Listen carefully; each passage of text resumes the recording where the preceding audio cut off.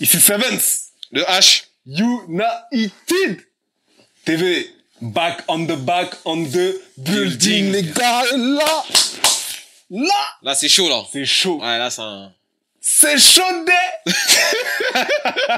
Là, aujourd'hui, grosse vidéo, les gars. Grosse vidéo, grosse vidéo. On va vous faire notre top 15 des meilleurs attaquants africains du 21e siècle. Vous avez bien entendu? Des meilleurs attaquants africains du 21e siècle. C'est-à-dire, en parlant d'attaquants avant-centre, second attaquant, ailier, toute la ligne d'attaque du 21e siècle, bien sûr. On précise. Ouais, important. Des gars comme Georges Weah, Patrick Mboma, ou encore Roger Mila, Kanou. Amédi Pelé.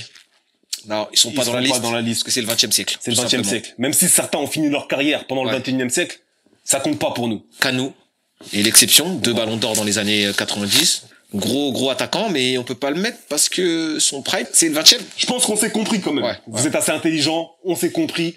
Nous, c'est le 21e siècle qui compte. Ceux qui ont vraiment, on va dire, débuté leur carrière lors de ce 21e siècle et terminé leur carrière lors de ce 21e siècle. Alors les gars, avant de commencer, abonnez-vous, likez, partagez et commentez. Ça donne de la force parce qu'on est ensemble, les gars. Grosse vidéo aujourd'hui. Let's go! On rentre directement dans le vif du sujet. On va pas perdre de temps. C'est un classement très important parce que on peut se faire critiquer pour ça. Ouais. On peut se faire critiquer. On doit accepter la critique. On doit l'accepter. Parce que les classements, c'est subjectif. Ça dépend les joueurs, leur sensibilité, comment ils voient le foot. Ouais. C'est des mecs qui regardent que les résumés. Voilà. Des mecs qui regardent tout le match complet. Ouais. Des mecs qui regardent la CAN, d'autres pas la CAN. Donc voilà. Ouais. On a Ça vraiment reste tout. C'est ça. Mais ça reste surtout notre classement. Notre classement. Tu vois. Donc, si vous n'êtes pas d'accord, les gars, Débattez. vous débattez en commentaire et on discute autour d'une table avec un petit verre de thé. Ou de Bissap. 15e de notre classement, les gars. Ouais. C'est un Marocain. C'est un attaquant, évidemment. Dima Maghreb. Et c'est monsieur Marwan Chamakh. Marwan Chamakh. Ouais. Donc, pour moi, il devait faire partie de ce top 15. Pourquoi? Parce que de 1, ça gagne la Ligue 1 avec une équipe très bonne. Une équipe qui a marqué la Ligue 1 du 21e siècle. Clairement. Donc c'est pour ça qu'il fait partie de ce classement et qu'il est 15e. Parce que Marwan Chamakh, c'est un joueur assez atypique, un attaquant qu'on n'attendait pas forcément performer aussi régulièrement, on va dire, dans une saison. Ouais. On s'attendait plus à que ce soit un attaquant, voilà, qui n'a pas trop d'impact dans les matchs, mais qui réussit quand même à marquer des buts importants. Ok. Et si on doit parler de Marwan Chamakh, on est obligé de parler de cette fameuse Ligue 1, avec Johan Gourcuff, avec les Mavouba, les Planus, donc équipe légendaire qui gagne la Ligue 1, qui a d'autres trophées. Oui, bien sûr. Ouais. Marwan Chamakh, c'est aussi 2 coupes de la Ligue en France. Une finale de la CAN en 2004. En 2004. Même s'il était pas, c'était pas le joueur qu'on connaît. Mais c'est encore un jeune joueur. Mais en tout cas, ce qu'on peut dire de Marwan Chamakh sur son profil, c'est un attaquant longiligne, assez grand, bon de la tête. Bon de la tête. C'est un peu du pivot gang. Ouais.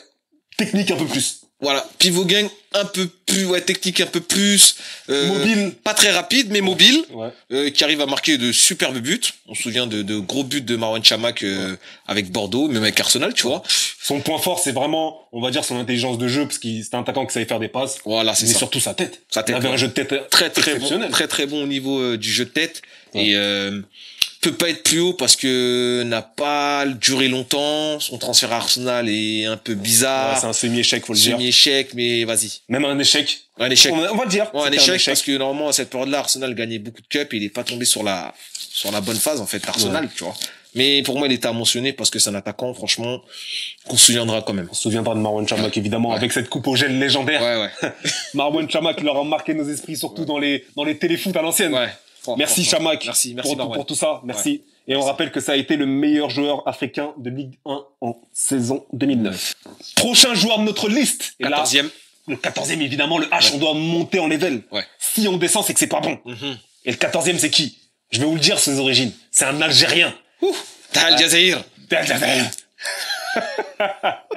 Et c'est monsieur Slimani. Islam Slimani.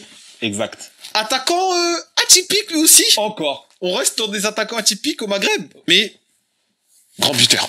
Grand buteur. Ça. Franchement, en Afrique, il a son nom pour moi dans un bon panthéon, on va dire, des attaquants qui ont marqué le 21e siècle. Qu'on l'aime ou qu'on l'aime pas, parce que je sais qu'il y a beaucoup de gens qui sont en mode ouais, c'est pas vraiment un attaquant. Des détracteurs de Slimani. Voilà. Slimani est un attaquant, un très bon attaquant africain, le meilleur buteur de la sélection algérienne. Exactement. Vainqueur de la CAN en 2019. Un pic de but. Un pic de but à 39 buts avec le Sporting. C'est-à-dire que pendant une saison, il a marqué 39 buts, les gars.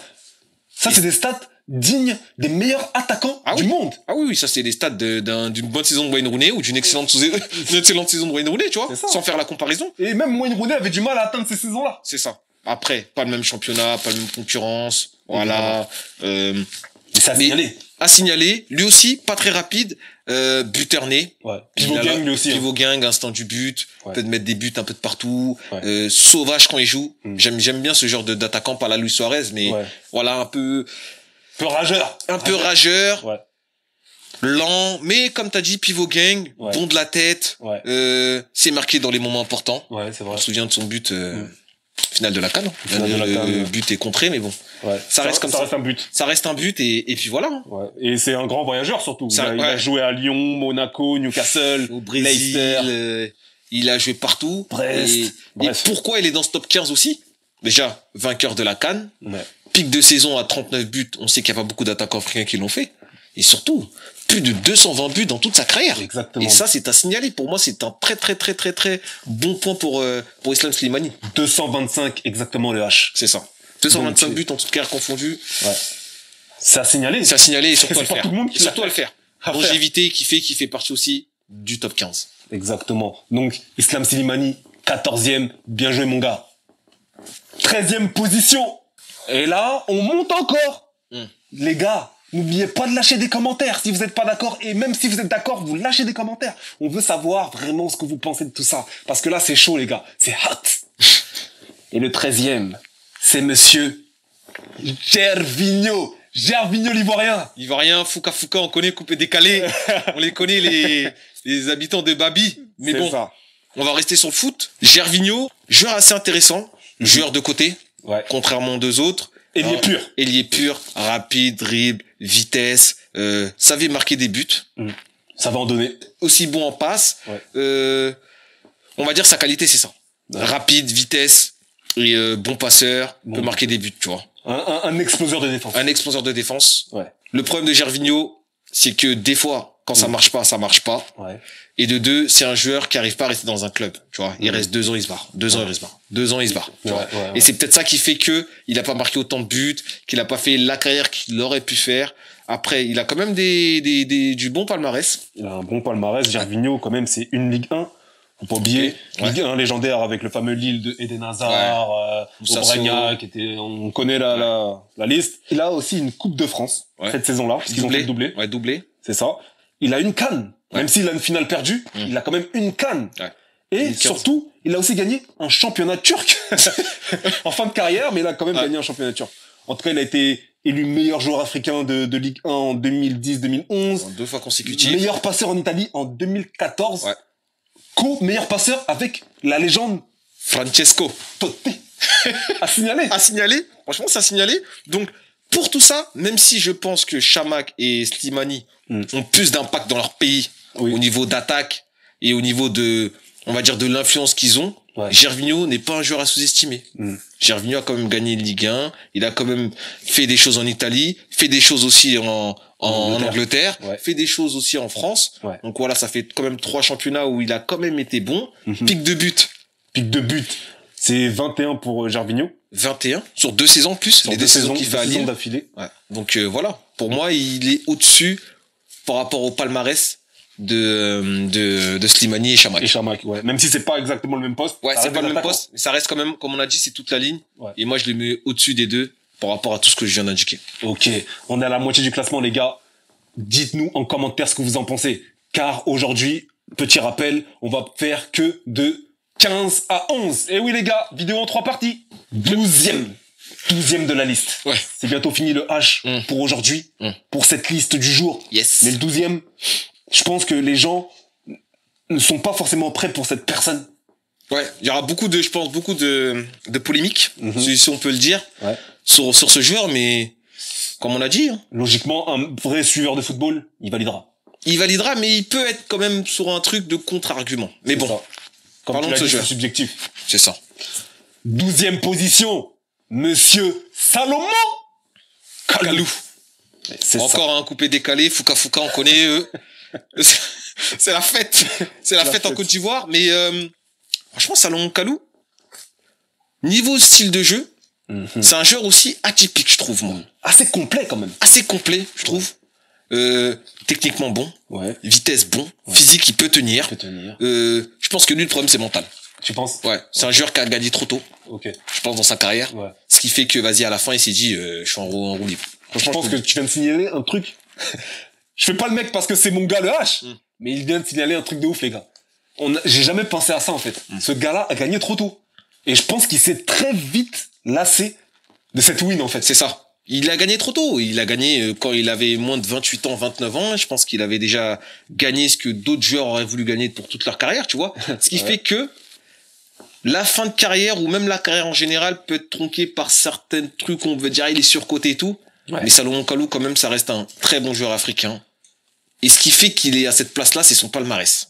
Palmarès, tout simplement, incroyable. Il a un gros palmarès, le frère. Son pic de but a été atteint avec le Feyenoord Rotterdam, et il était de 27 buts. Début de carrière, donc on peut quand même le signaler, mais c'est à dire. C'est à dire. Pour un ailier, attention, un ailier. Salomon Kalou, c'est une Ligue des Champions. Une Ligue des Champions, finaliste, perdue. Donc 2 finales de Ligue des Champions. Exactement. Une Première Ligue. Une PL. FA Cup. 4 fois. Community Shield. Un seul. Il a gagné une Coupe de la Ligue. Il a gagné une CAN. Et il a perdu une finale. Voilà. Incroyable. Voilà. Le palmarès, en fait, il fait que ça reste quand même un joueur qu'on doit se souvenir. Je trouve qu'il est grave négligé dans le truc. Après, footballistiquement parlant, il est bon aussi. Il est bon, mais je peux comprendre que, voilà, pas marquer des esprits, pas un but légendaire de Salomon Kalou, voilà. Donc, pour moi, c'est vu le palmarès. Et vu aussi la carrière aussi, parce qu'il a quand même joué longtemps, tu vois. Après, je pense que les gens qui ont vraiment suivi la première ligue, dans les années, entre 2007 et 2012, clairement, connaissent Salomon Kalou. Et je pense qu'ils étaient même énervés de le voir sur la feuille de match, parfois. Parce qu'on comprenait pas. Mais il servait dans le jeu. Il pouvait redescendre, bon passeur, bon dribbleur, comme j'ai dit, marquer ses petits buts, ses petits 12, entre 7 et 12 buts, tu vois, par saison. Donc, en vrai, pour moi, il a sa place dans ce top 15. Les plus grandes légendes de Chelsea, enfin, en tout cas, les plus grands moments de Chelsea, légendaires, Salomon Kalou était là, en tout cas. Il était là. Que ce soit la finale de Ligue des Champions perdue, finale de match, titulaire. Il était là. Même la saison à plus de 100 buts avec Carlo Ancelotti. Il était là. Il avait fait une saison de dingue aussi. Mais plus discret que les autres, donc on n'en parle pas. Mais Salomon Kalou, c'est un classique d'Afrique, les gars. N'oubliez jamais ce nom, Salomon Kalou. D'ailleurs, dédicace à son frère Bonaventure Kalou. Bonaventure. Salut. En tout cas, 12e officiel, Monsieur Salomon Kalou. Et dites-nous en commentaire ce que vous en pensez, les gars. On va finir le classement pour aujourd'hui avec la 11e position. Et encore une fois, ça pourra faire grincer des dents. Encore une fois. On est là pour ça, non? On est là pour ça. On aime faire grincer des dents. C'est ça. Et la 11e place, elle est attribuée à Monsieur Vincent Aboubakar. Aboubakar Vincent. Le continent. Cameroun. Cameroun, les lions indomptables. Vincent Aboubakar, attaquant aussi atypique. On dirait en Afrique. Franchement, en tout cas sur ce fin de classement, je trouve que les attaquants ils sont assez différents pour moi, tu vois. Ils sont assez différents parce qu'Aboubacar aussi sort de Lorient, lancé comme crack. Quand il sort de Lorient, il fait une bonne saison, 2 saisons. Mais je sais qu'il fait une grosse saison avant d'aller à Porto, considéré comme un crack en Europe. Je crois qu'il a 18 ans ou 20 ans. Et on sait très bien que son âge est... Bon, bref. On n'est pas là pour ça. On n'est pas là pour ça. On n'est pas la police. Bref. Vincent Aboubakar, attaquant aussi complet, rapide, technique, plus, physique, problème de blessure. Début de carrière aussi qui l'a tué. Problème de blessure, beaucoup de blessures. Beaucoup de problèmes de blessures. Caractère, on a vu des conférences de presse en fin de match de Cannes où il part complètement fou. On sait que mentalement aussi ça n'a pas été très joli pour lui. Mais attaquant générationnel qui a marqué pour moi une période du football africain. Parce que le Cameroun qui gagne en 2017, personne ne les voyait là. Il met un but d'anthologie. Je parle bien de la CAN 2017. Hein. Ouais, je parle de la CAN 2017. Ouais. But d'anthologie en finale. But d'anthologie en Coupe du Monde 2022. Moi, ce but-là, j'arrive pas à m'en remettre. Seven, c'est témoin. J'arrive toujours pas à m'en remettre de ce but. But incroyable. Pic de but. Vincent Aboubakar. Pic de but, 28. 28 buts. Et lui, il a gagné aussi des petits trophées. Ouais, il a gagné pas mal de trophées. Et c'est des trophées quand même. 2 championnats turcs. Une Coupe de Turquie. Il a gagné aussi une CAN, évidemment, en 2017. Il gagne un championnat portugais, même 2. Ouais. Et il gagne aussi une Coupe du Portugal. Donc voilà. Attention. C'est des petits championnats. Ouais. Mais il s'est quand même régalé là-bas, on va le dire. Soit au Portugal, en Turquie. Ouais. Super Coupe de Turquie aussi. Ouais, super Coupe de Turquie. Je pense qu'en Turquie et au Portugal, on se souvient d'Aboubacar comme un attaquant, un bon attaquant de leur championnat, en fait. Est-ce que c'était peut-être pas son niveau, son plafond? Ou il aurait pu viser plus haut? Sincèrement, il aurait pu. Hein. Il aurait pu, mais est-ce que ce serait devenu l'attaquant de classe mondiale? Pas sûr. Vraiment classe continentale. Classe continentale, en tout cas. Ouais, classe mondiale, c'est... Je pense qu'il lui manquait de marche, comme tu l'as dit, c'est le mental. C'est le mental et les blessures qui l'ont peut-être tué sur ça. C'est ça. Donc, mais il était à la limite. Ouais, il était à la limite. Attaquant de classe mondiale, parce qu'il a cette classe, justement. Et CAN incroyable en 2022. Ouais. Avec CAN Sénégal. Ah oui, cette CAN-là incroyable. Dans tous les matchs, pratiquement, il marque. Ouais. Décisif. Ouais, donc voilà, en vrai... Aboubacar, c'est violent, en fait. Mais, il y a un mais. Il y a un mais. Qui fait que tu peux pas rentrer dans le top 10. Rentrer dans ce fameux top 10 où tout le monde veut être. Ouais. Et les gars, je sais que vous voulez voir ce fameux top 10. Hein? Le top 10 va être très très violent, les gars. Ça va être ça. Ça va être violent. Ça va être ça. Mais aujourd'hui, vous allez vous contenter de ça. C'était la première partie de notre vidéo en 3 parties sur les 15 meilleurs attaquants africains du 21e siècle. Si vous avez kiffé la vidéo, likez, commentez, partagez et surtout abonnez-vous, les gars. Hein? C'est pas fini. Donc, restez branchés pour la suite parce que ça arrive très vite. Et on va pas vous dire ça arrive quand. Donc, si vous voulez savoir, faut s'abonner, la petite cloche. C'était Sevens. Le H. United TV. On est ensemble, les gars. Let's go. Et on vous laisse avec la vidéo sur les 4 futures stars africaines, les 4 joueurs à suivre en Afrique. C'est là. Ok, les gars?